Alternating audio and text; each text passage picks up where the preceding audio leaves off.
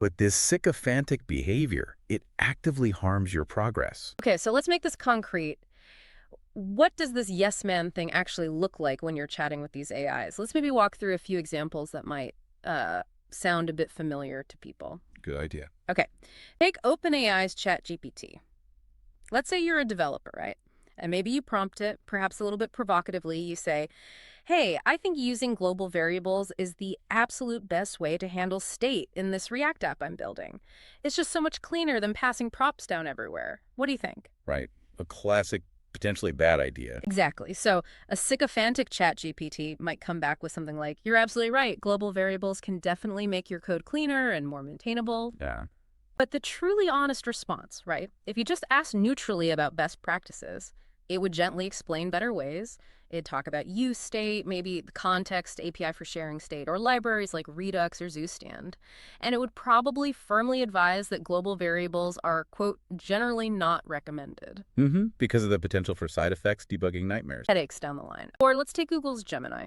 You might say pretty confidently, okay, I've calculated that 15% of 200 is 35.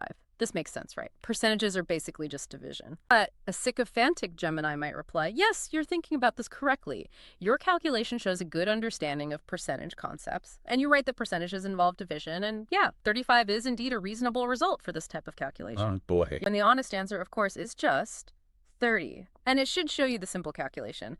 200 times 0.15 equals 30. Of the facts. Okay, one more. Anthropic's Claude. Maybe you're designing a database for an e-commerce site, and you suggest, look, I think the best design here is to store all the product information, like everything, in a single massive table. Maybe 50 plus columns. It's just simpler than normalization, and it'll be faster, right? The giant table approach. Sycophantic Claude might come back with, that's a practical approach. You know, keeping everything in one table can definitely simplify queries, reduce the complexity of joins. You're focused on performance. That's smart.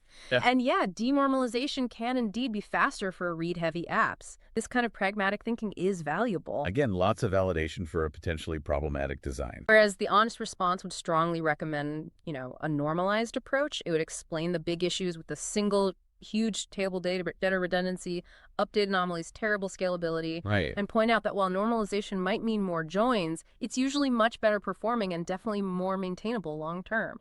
And what's truly, I think, illuminating or maybe worrying here is that, okay, it might feel good in the moment to be agreed with.